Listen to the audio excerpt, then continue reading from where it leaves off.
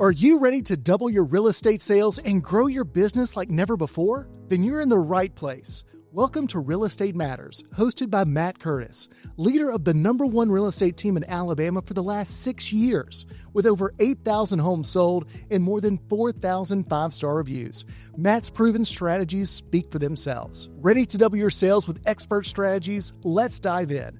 This is Real Estate Matters. Let's get started.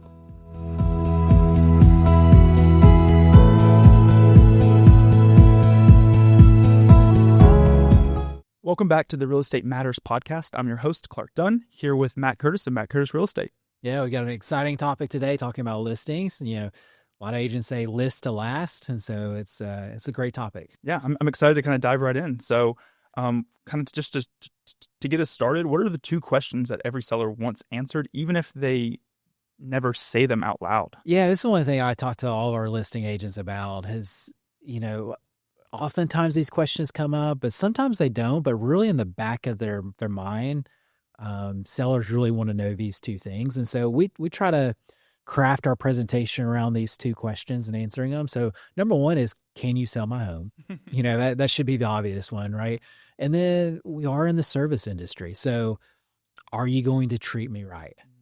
Because there's a lot of stories out there. Well, I fired this real estate agent because they put the home in the MLS and I never heard from him again. So you need to be able to answer that question. And you need to be able to provide, social proof, like reviews and different things of like, this is a big investment. Clients are paying you a lot of money to get this job done. Not only is the job going to be accomplished, but is the process going to be something that's memorable and something that they enjoyed. And it was, what they paid for. Yeah. And I think first impressions are often huge in real estate. When you walk into that listing appointment, how do you best present yourself and your value? Because I think, the way you look is and how you're dressed, it goes a long way, but then also the value add, because when there is so many real estate agents, like we've talked about in previous episodes, you kind of have to differentiate yourself a little bit. You do have, it's all about differentiation. There's thousands of real estate agents out there. How are they going to pick you to even go to that presentation? And if there's 3 or 4 different agents, how are they going to pick you? So you got to have a value proposition. I'm a big believer of like, you've got to dress the part as well. Doesn't necessarily mean you have to wear a suit every day, but you probably don't want to wear jeans and a polo to a listing presentation. You want to be probably one step above what they're wearing. For any time that you're overdressed, that one deal you're going to lose overdressed, you're going to lose 1,000 being underdressed. So I think that's an important thing, especially if you're young. I was talking to, there was somebody that got my name. I guess they go to the University of Alabama, and for a friend of a friend, they're thinking about getting into real estate. And this young girl was asking me for advice. And one of the main things that I told her is, one is if you start young, you have all this time to compound. Like you can really build a great business by digging in early on and having a lot of success later on in life. But you're going to have to do the work. The biggest challenge that you're going to have, though, is they're going to look at you and they're going to say, you look really young. And what they're going to translate that to is, do you have experience? And I told her 2 stories. The first story was when I first came to Huntsville. I worked for a company called National Instruments. I was in my early 20s. I had a boss named Doug, and Doug and I went down to the Arsenal. We were selling test equipment to some older engineers. And one of the engineers looked at Doug and he said, "Is it bring your kid to work day?" And I was so mad.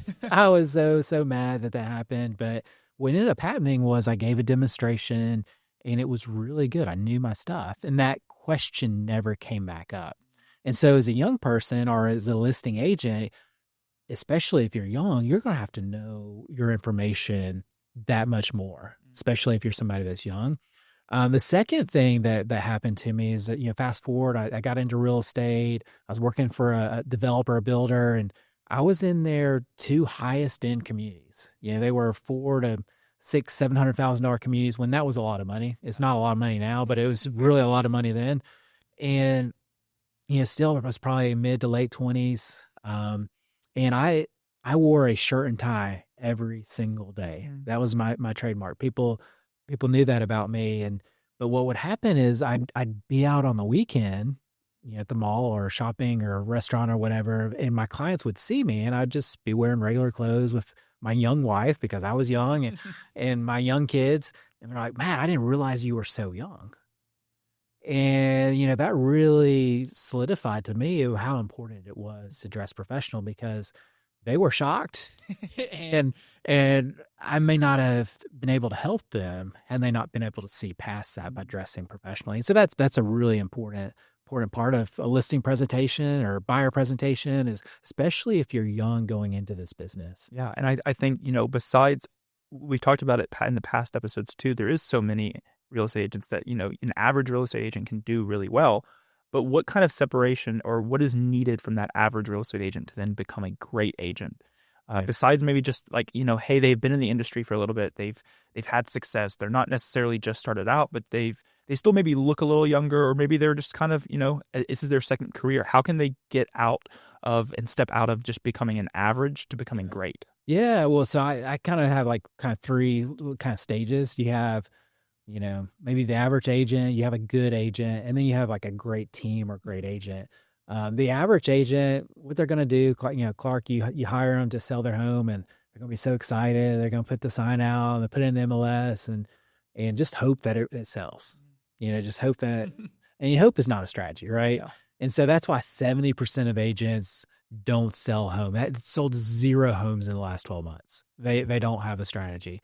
A good agent, though, when you hire them, there's a lot of good agents around town. You hire them, they've got a strategy like, hey, Clark, we're going to put it on this website, and I'm going to tell, this buyer about it. And, they've got, I'm going to use professional photography, and they've got a framework that they operate off of that works.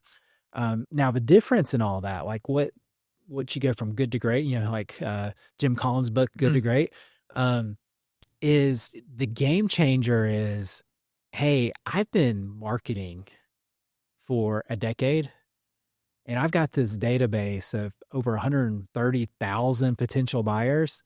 And, I've got, 1,000 or several hundred that are looking in your area and your price point. I can go and market to them as soon as you hire me.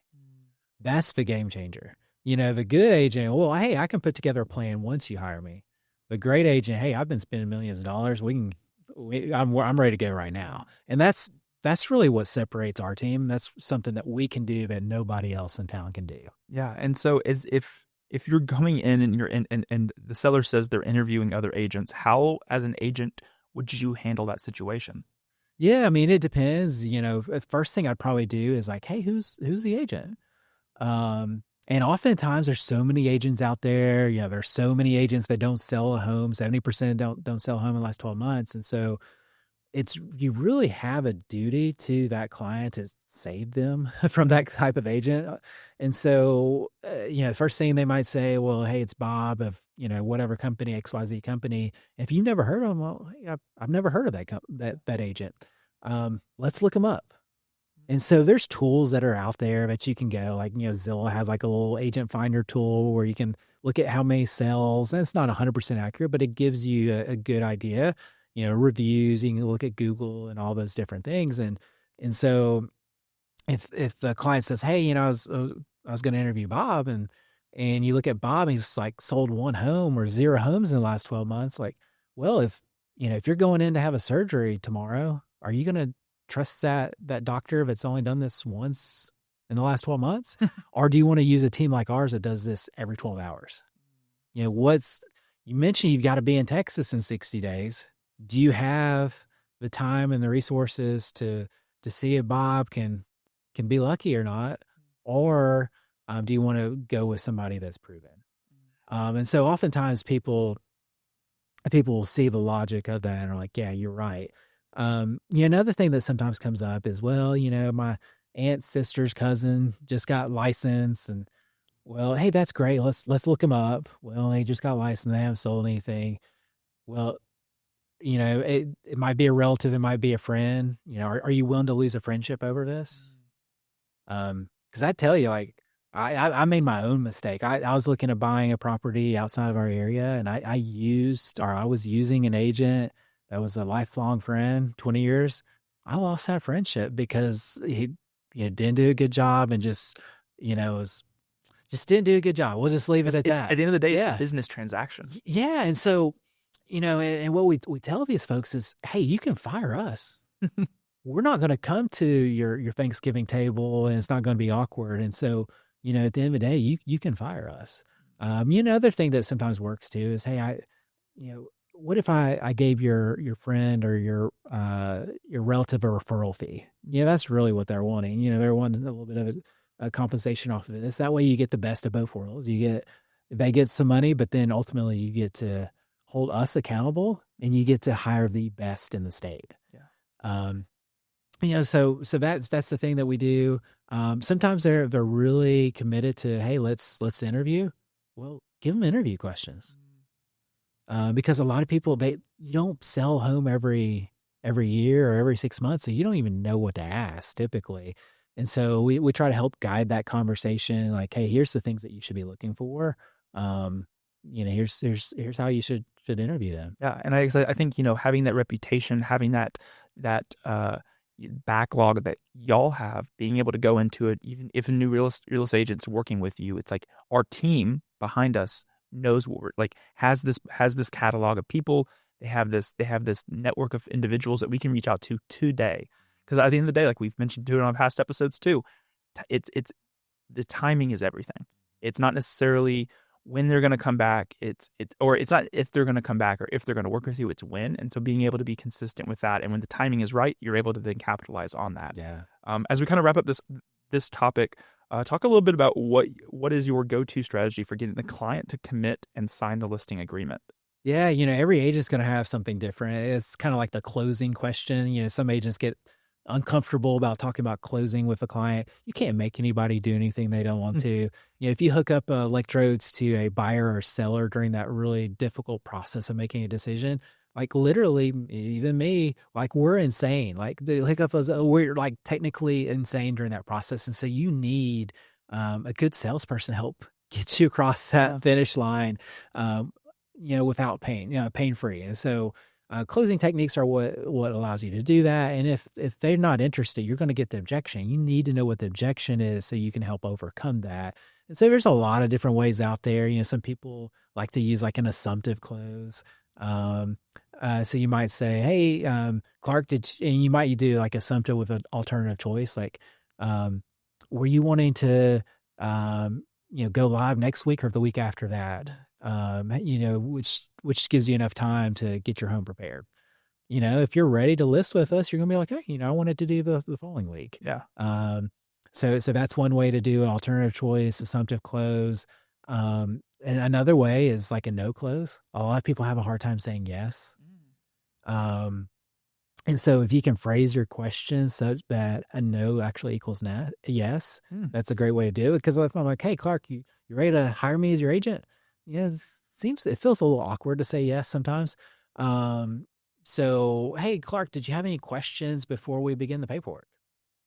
No, I don't think so. The answer is yes, right? You just go ahead and you fill it out. So that's a couple of ways that you can do it. Yeah, and I think thinking about these points and kind of as the new real estate agent that's listening to this, the real estate agent that is looking to go from good to great, these points are super beneficial in kind of navigating that moment in their career, because it's a huge milestone, getting that first closing, getting that 12th closing, and getting that success rate that people then say, hey, when I think of selling a house, I think of X, Y, or Z. I think of this person or this agency or this company or whatever it might be. We'll be sure to have everything in the episode notes with information about what we talked about and links to everything that Matt has. But I appreciate you being here. Sounds great. That's a wrap for this episode of Real Estate Matters, helping you double your sales and build a thriving business. But real success is about impact. That's why Matt's team has built over 140 homes for families in Central America, changing lives beyond real estate. Loved what you heard? Subscribe, leave a review, and share this episode with a fellow agent. For more expert insights, visit mattcurtisrealestate.com or find us on social media @MattCurtisRealEstate. See you next time on Real Estate Matters.